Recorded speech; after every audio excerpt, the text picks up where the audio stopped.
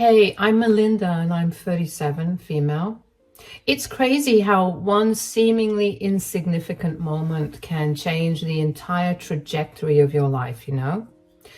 For me, that moment happened 3 years ago at this rundown little diner just outside of town. I was having one of those utterly horrific days when it felt like the universe was conspiring against you at every turn. My car had broken down that morning, making me late for my shift at the hospital where I work as a nurse. Got reamed by my boss in front of everybody for my tardiness. Then I spilled a full tray of meds all over the hallway in the middle of my rounds. Just an all-around disaster from start to finish, you feel me? By the time I punched out at the end of that soul-sucking shift, I was running on fumes, physically and mentally drained to the core. Didn't even have enough energy left to be pissed at the situation. I just wanted to grab a greasy diner burger and some cheese fries, then head home and pass the hell out. Well, I got my food, but when it came time to pay the check, that's when I reached peak humiliation that day. My dumbass had left my wallet at home in my usual morning rush.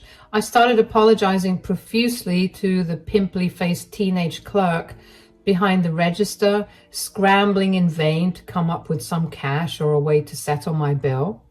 That's when this tall, lanky dude wearing a faded Mickey Mouse shirt, who'd been sitting alone at the counter, wordlessly approached from behind. He smoothly slid the kid behind the register a $20 bill without even making eye contact with me. Of course, I was mortified as all hell at the time, sputtering that he didn't have to do that, promising to pay him back. I could barely get out a complete sentence. I was so frazzled. Truth be told, I was pretty down on my luck at that point in my life too, you know. Fresh off an ugly divorce with most of my money tied up in legal fees. Having some random stranger effectively pay for my meal felt like the lowest of lows. But looking back with the benefit of hindsight, it was honestly one of the most fortuitous, luckiest encounters I ever could have stumbled into. We got to talking right then and there at that dingy old diner counter, and before we knew it, hours had passed, practically closing the place down. That random act of generosity from him, combined with the fact that we seemed to just innately get each other from the moment we opened our mouths, well, let's just say sparks flew instantly. His name was Richard, and he really was one of a kind, a total free spirit who never adhered to any conventional norms or path in life. Richard had been on his own from a ridiculously young age, bouncing around from one dead-end job and sketchy living situation to the next. He spun these crazy tales from his unconventional upbringing that would have seemed too far-fetched to be true if I hadn't detected an unmistakable ring of authenticity and wisdom behind every line. We started hanging out every single night after that diner encounter, getting to know each other on a profoundly deep level. Richard had this way of making me feel so utterly understood, like our souls resonated on the same frequency. Like maybe we'd been kindred spirits across multiple lifetimes. After being burned so much by terrible relationships in the past, I was honestly terrified of opening myself up again. But there was just something inexplicably special about Richard that made me want to go all in without hesitation. You know, I'd been on so many dead-end nightmare dates at this point. I was starting to think finding an actual connection with somebody was impossible. But you're just, God, you're amazing. Where have you been all my life? Oh, trust me, you definitely don't want to know half the crazy places I've been, or people I've crossed paths with along the way. We'd be here all year if I started unspooling those tangled threads. Let's just say I traveled a long, winding road that somehow miraculously led me right here to you. You're not messing with me, are you? You're not some undercover psycho killer waiting to slice my throat the second my guard's down. Please. I'm more the accidentally kill myself doing something stupid brand of crazy, if we're being totally honest here. Not exactly silent and deadly murdery material, I'd say. No, you're safe with me, Angel. I give you my word. From the second our eyes first met that fateful night in the diner, there was just an unspoken energy that flowed between us, you know. We talked for what felt like forever, but still didn't seem long enough. I normally hate feelings and emotional vulnerability with the burning intensity of 1,000 suns. But with Richard, pouring my heart out to him just felt natural, almost therapeutic. We were practically attached at the hip from that point onward. Every waking hour we could spend together, we did. Having someone in my life who felt like a true soulmate, somebody who unconditionally got me on every level, it was such a surreal feeling after having that magical sense of connection ripped away from previous relationships.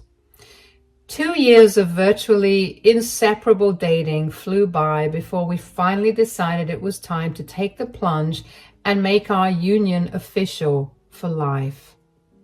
Richard proposed to me during our shared birthday celebration.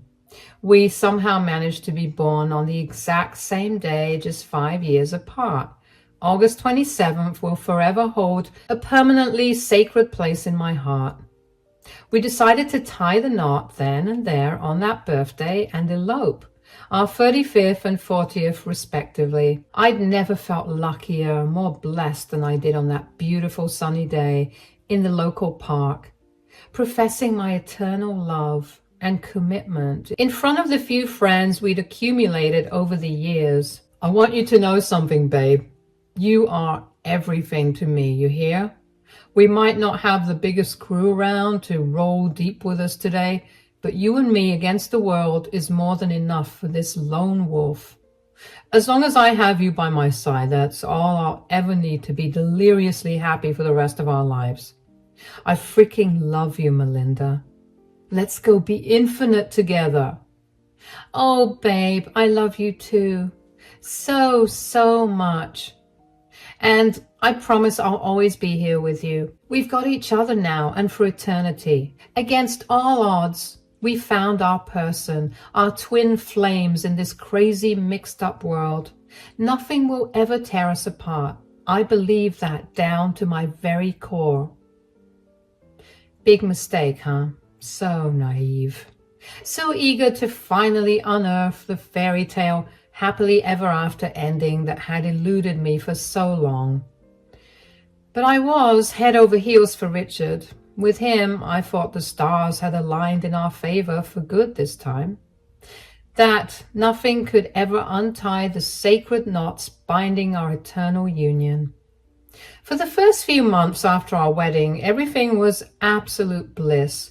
We'd binge old movies during the day, slurping down microwave popcorn and cuddling on the couch like raging hormonal teenagers.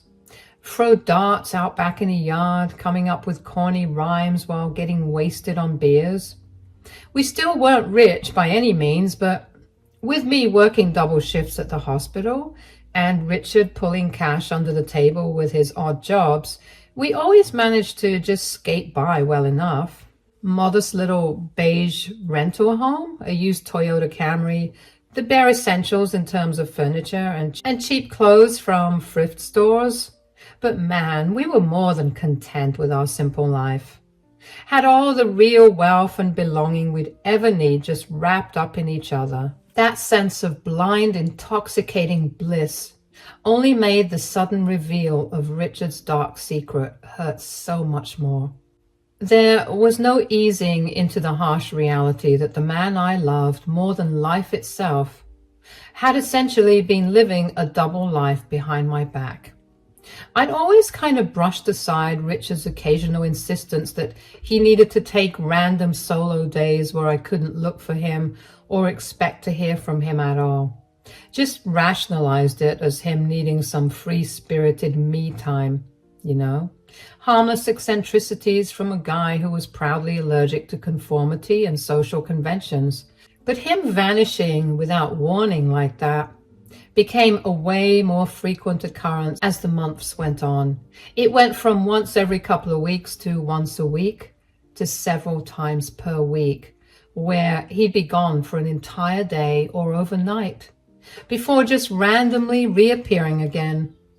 At first, he sold me on these lies about needing to go crash with an old friend from his vagrant drifter days who was down on his luck again and required some support and tough love.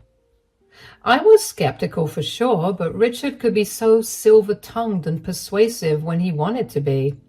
After a while, I just resigned myself to the fact that this was his way of staying true to himself, always looking out for his ragtag group of strays and lost souls. Little did I know the harsh truth was that Richard had tumbled head first into the harrowing depths of a gambling addiction that was slowly but surely unraveling the entire fabric of our lives.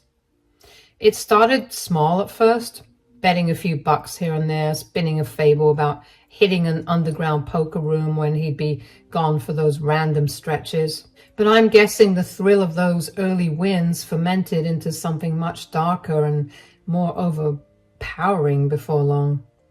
Because soon Richard was routinely staying out for days, racking up staggering debts with some of the local bookies and hustlers around town. While I was pulling double shifts, getting home utterly drained from long hours at the hospital, only to crash out alone night after night, Richard was blowing every last dollar we had on blackjack tables and racetracks. That carefree spirit I'd fallen so madly in love with had shape-shifted into something much more sinister, a reckless disregard for anyone or anything except chasing his next high, his next score. I didn't discover the full gut-wrenching scope of what had been going on until we got that notice in the mail that our house was being foreclosed on. And that's when everything unraveled at a terrifying speed. The debt collectors started showing up day and night, pounding on our door and threatening God knows what if Richard didn't pay up or at least acknowledge their deadlines. When I begged Richard to explain himself, to help me understand what the hell was happening, I could barely recognize the man in front of me. His eyes were hollow, deadened portals into some lightless void. That once sparkling wit and wondrous lust for life was nowhere to be seen, replaced by the wild desperation of a junkie in the grips of their craving. He broke down and admitted to me through reams of disgusted, self-loathing tears that he'd been gambling away his meager earnings, and then some on idiotic bets and long-shot parlays. Getting further and further in over his head, borrowing from seedier and seedier types and running his entire world into the ground. For what? For nothing but those fleeting rushes of adrenaline and deluded shots at some life-changing score that never came. Obviously, I was devastated beyond words, feeling like the biggest fool and sucker on the planet for being so blind to the reality that had been unfolding right under my nose. Richard had essentially been squandering our relationship from the moment our vows passed his lips, poisoning the sacred bond between us a little more with each dollar pissed away behind my back. I cried hysterically for hours, feeling so stupid, so naive, convincing myself that this time true love would actually conquer all the demons and darkness life loves throwing our way. Why, Richard? Why did you do this to us? To me? We were so in love, so ready to take on the whole goddamn world united as long as we had each other. I thought you were my soulmate, my other half, but now you're telling me you spent all our time together, just lying through your teeth, using me like some ATM To fund your reckless gambling mania? Oh God, Melinda, I'm so sorry, baby. So sorry. I don't know what came over me or why I let this disease, this demonic presence take control over me like it did.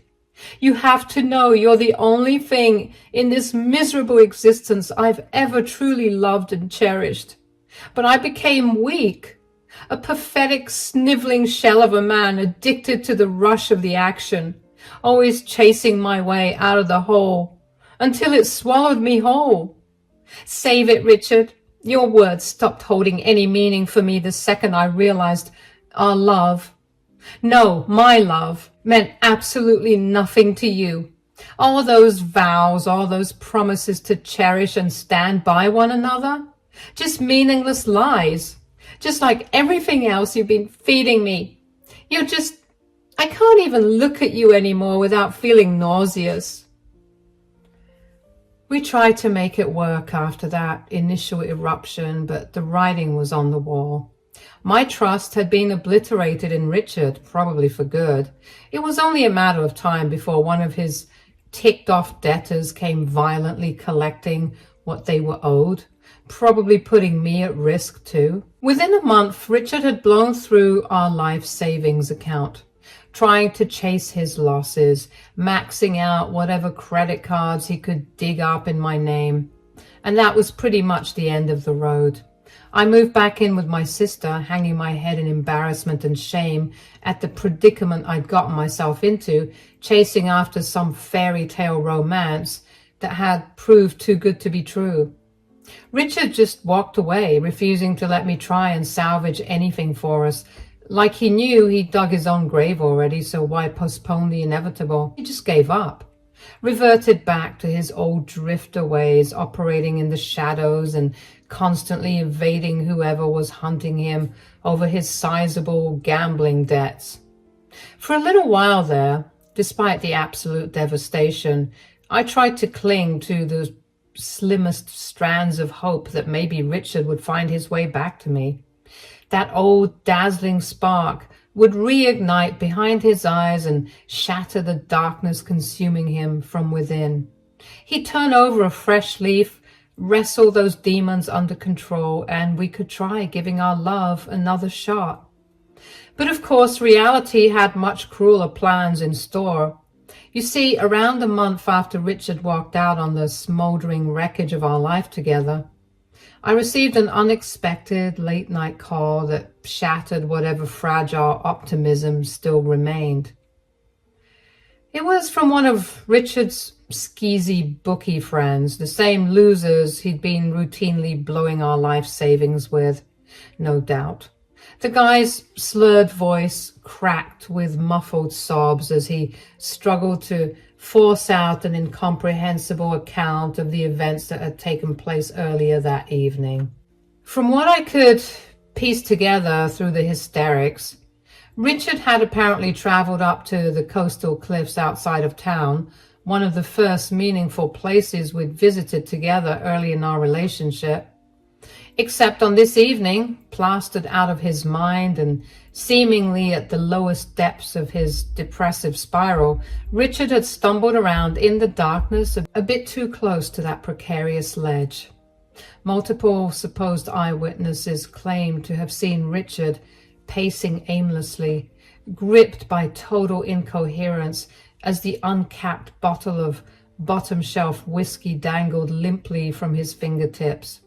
He'd been rambling in incomprehensible tirades about losing his way in life, feeling hopelessly lost with no path forward. Then, just like that, he was gone, hurtling head first off the rocky cliffside, in a sickening plummet straight down into the turbulent waters below. I'm so sorry, Melinda. We screwed up so bad. I saw him drinking earlier at the track, raving like a lunatic about wanting everything to be over. But I didn't take him seriously, you know. Figured maybe he was just on one of his runaway benders again, needing some space to cool off for a bit. But now, oh Jesus, I can't even say it. Richard's gone, Melinda. He jumped. Or maybe he fell. It was dark. But we saw it happen right in front of us and couldn't stop him in time.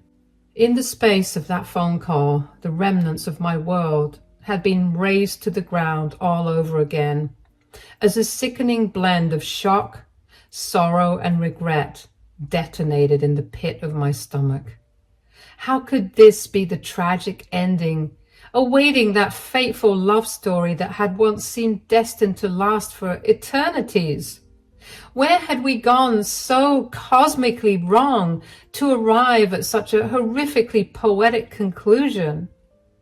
For a few delirious, anguish-fueled minutes, I outright refused to accept what I was being told. He had to be wrong, right?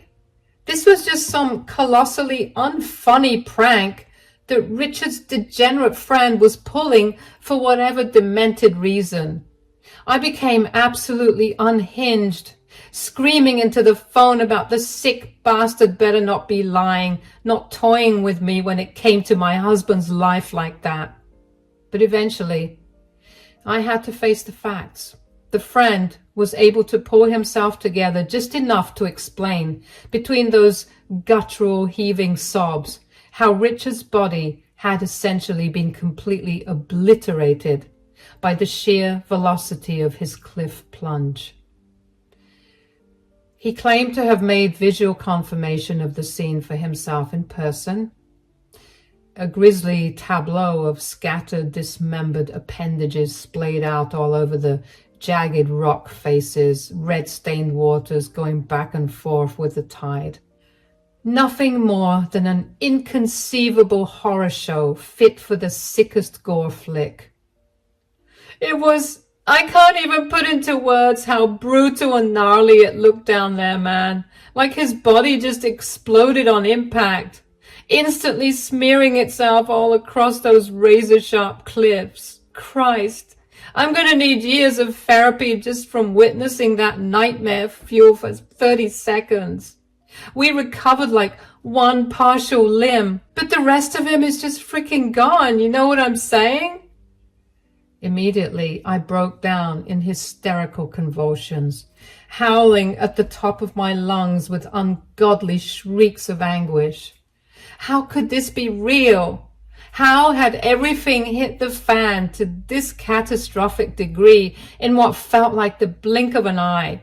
Just a few months ago, I'd been the happiest woman on the planet, reveling in newlywed bliss and believing I'd secured my storybook ending at long last. Now here I was, the love of my life, having been grotesquely mutilated and liquefied into nothing more than an indiscernible puddle of bodily remains. It almost felt like some twisted, fevered dream, my tormented subconscious dredging up one awful scenario after another just to mentally torture me. But as hard as I willed for this harsh new reality to just evaporate into thin air, those gnarled details of Richard's death clung to me like rotting flesh, refusing to detach. His friend on the other end of the line understood he was going to have to make some difficult arrangements, given the condition of, well, whatever remained of my husband's physical form. He advised that based on the logistical nightmare of trying to prepare a body that no longer existed for any type of standard burial, our only sensible recourse was to have Richard cremated as soon as possible. It was grotesque, appalling and vulgar, but there was no other way to give my love at least a semblance of human dignity in the end. They were going to pack up whatever chunks of him could still be found into a forgettable little urn. I spent the next week holed up in my bedroom, alternating between bouts of rage and violent emotional purges of sorrow, barely too low-pitched for neighbors to hear clearly. I took leave from my nursing job, subsisting off of copious amounts of Zoloft and Xanax to numb the pain of losing Richard in such a mangled manner. When that deadbeat junkie finally showed up on my doorstep with the cheap plastic cremation box in his grubby mitts, I felt my very soul being violently shuddered out through every feral scream I unleashed. Richard's friend left it on the porch and quickly scurried away, perhaps sensing I was a loaded weapon ready to detonate at any second. For what must have been several solid hours, I sat on the edge of my bed, just cradling that container back and forth, tears endlessly streaming down my face. So many memories, so many intoxicating visions of the future me and Richard were meant to build, assaulted my psyche in brutal flashes. All of that beautiful potential, that vibrant and unconquerable love incinerated down to these pitiful little clumps of soot packed inside this repellent hunk of ceramic. I started to wonder if maybe deep down I'd always sensed this was the inevitable end game awaiting our romance, nothing more than a smoldering pile of ashes and tragedy. Maybe that's why my life had been so suffocated by darkness and trauma for as long as I could remember. I was cosmically doomed for heartbreak, destined to watch every ember of hope and happiness be ruthlessly extinguished, cruelly disabused of my naive notions about fairy tale love actually existing in the real world. The pain racking my body never dulled or relented. I'd wake up in a cold sweat some nights, already shrieking bloody murder, thinking I was living through another torment-soaked haze where the waking realities were even crueler than the nightmares. A year disappeared in a tumultuous blur of grief, rage, and eventual numbness to it all. Somehow I recalibrated to a new paradigm where, though the spark of life inside of me was all but snuffed out completely, I could at least muster the bare minimum of functioning to keep existing. I threw myself into my work, working tirelessly like a robot, and before long I was able to get my house back and live there. Most people wouldn't want to be reminded of the memories, but when you don't have the chance to say goodbye, you cling on to every corner, every crack, every square millimeter of what reminded you of the times before. I'd curl up on the couch, our favorite place, and I'd spend my nights sobbing until dawn broke out. And then I'd go to work, come back home, and do it all over again. That is, until the day I received yet another cruel bludgeoning from the vicious universe. The day that would force me to address the harsh new truth, that Richard had sacrificed our love and happiness for one final, deeply scarring deception. It was a balmy spring afternoon when that incessant, thunderous banging at my front door jarred me out of a near catatonic state of apathy. Assuming it was just some pesky door-to-door evangelicals or neighborhood kids pranking me again, I ignored it at first, but the pounding simply would not cease, increasingly aggravated bellows of "open up" accompanying each percussive boom. When I at last accepted they had no intention of giving up, I begrudgingly cracked open the door, only to be met with two massively imposing meatheads, sporting ill-fitting suits that screamed hired muscle, towering over me with sneering scowls. They immediately started barking out demands. "Melinda Matthews? Yeah, we've been looking for you. Your deadbeat husband Richard is in a whole lot of trouble if he doesn't pay back what he owes. And I mean soon." What are you talking about? My husband, he's gone. Richard passed away a little over a year ago, in case you didn't get the memo. I know he had issues, but he was a good man, I swear. The brutes just exchanged dumbfounded looks with one another, seemingly unprepared for this piece of information blindsiding their heavy-handed routine. But their bravado resurfaced within seconds as the other one chimed in with an arrogant sneer.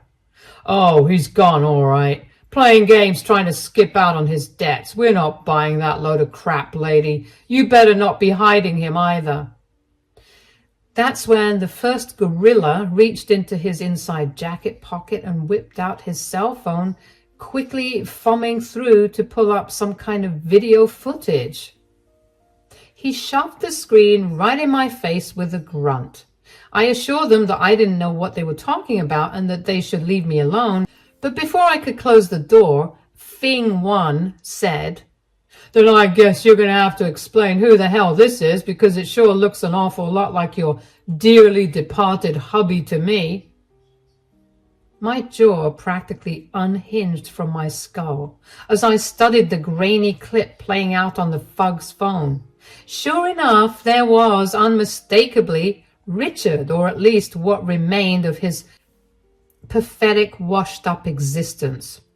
The video showed him hunched over on a street corner in some shady part of town, his lanky frame now withered to mere skin and bones, greasy, disheveled dreadlocks draped over his face as he panhandled in front of what looked like a 7-Eleven storefront, rattling a crumpled big gulp cup in the hopes of soliciting spare change from any passerby. The sight was so viscerally jarring that my knees just completely buckled out from under me. Before I knew it, I was collapsed in a heap on the floor, hacking up these blood-curdling shrieks and wails of psychogenic anguish that seemed to be emanating from a place deeper than the core of my soul.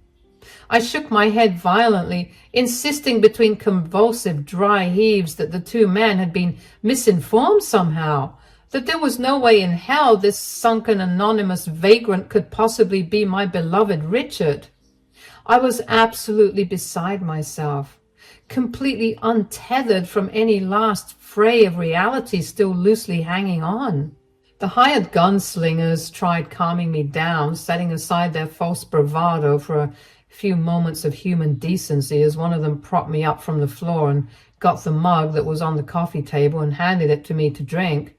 After gulping down some coffee, I managed to stabilize my breathing just enough to speak in fragmented, stammering gasps. This can't be him.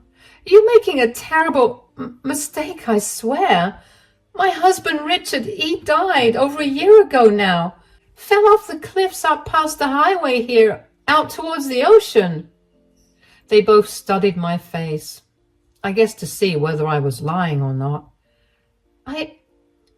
Oh God, I even have his ashes right here. His degenerate friend, he brought this little box of his remains over after having him cremated because his body was basically pulverized from that fall, completely destroyed. The two heavies shot disconcerted looks back and forth again, seeming momentarily shaken by the macabre turn of events. But debt collecting is a ruthless profession. They couldn't afford to be thrown by any amount of grisly details, no matter how shocking. Okay, just take it easy for a second, will you? Let's hear you out. What exactly is the story with your late husband here? Where did these ashes come from, if that's really him stalking around the streets in that video? Through staggered, halting breaths, I recounted as coherently as possible the entire harrowing experience I'd gone through over the past year.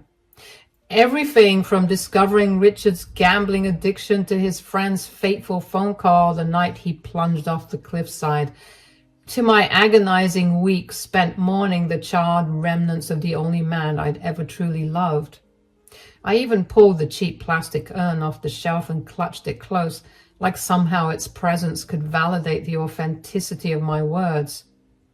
The two men leaned in and examined it carefully, squinting in apparent bewilderment.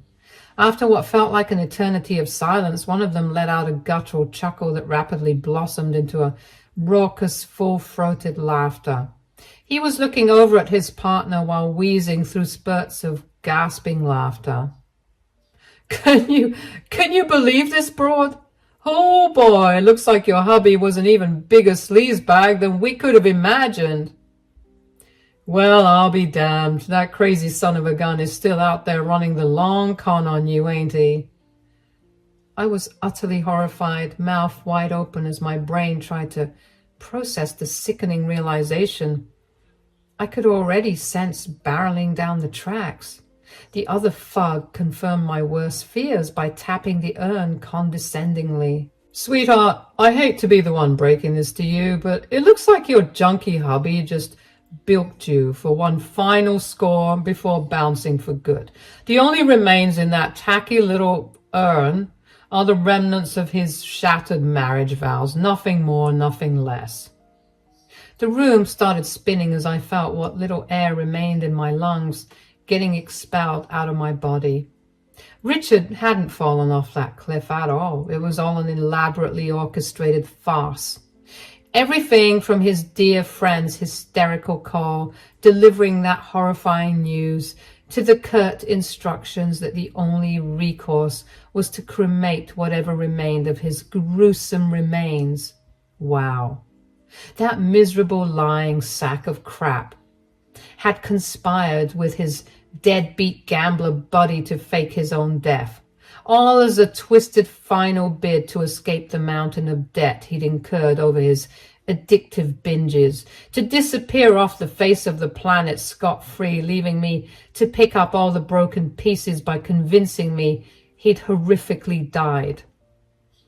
That ruthless, heartless bastard, he left me to suffer alone in mourning all this time, while he was really just cut loose, dodging every last consequence of his actions, using my love and our memories as a weapon against me for his own selfish freedom.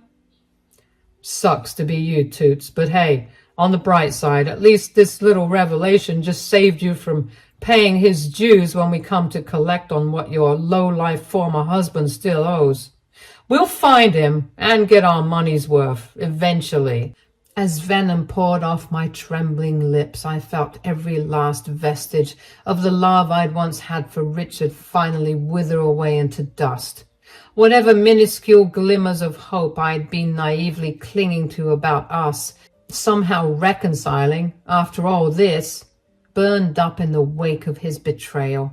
In one fell swoop, he'd irreparably violated any trust or goodwill remaining in our fractured union. Richard had just confirmed to me with his selfish actions that our relationship meant less to him than the self-destructive gambling dereliction that facilitated its demise in the first place. That sniveling coward can run for the rest of his pathetic life if he wants. In fact, you two have my full permission to do whatever is necessary to collect on his debts. Break his scrawny junkie arms, rupture his spleen for all I care. He's already ruptured my entire reality, leaving me to suffer alone, in mourning for crimes he never atoned for in the first place. Just promise me one thing. When you find him, just tell me what you do to him so I can get the satisfaction too. Damn, she's brutal, bro. Hell have no fury, am I right? Don't worry, Toots, we'll keep in touch. Those men from the debt collection agency seemed momentarily taken aback by the raw, unadulterated fury pouring out of me. But they recovered quickly, apparently all too accustomed to dealing with the scorned loved ones constantly left in the wake of their target's misdeeds. You just focus on picking up those pieces and moving on, sweetheart. The universe has a way of serving up these accidental favors sometimes, freeing you from that toxic dirtbag before he could do any more damage to your life down the road.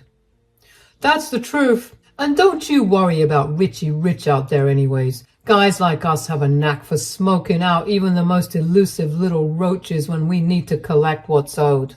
He'll get his. Soon as we find which decrepit rock he's currently slithering under, on that you can count. With those parting words, the two hulking presences lumbered back out of my home, leaving just as abruptly as they'd barged into the lives of Richard's latest string of innocent victims.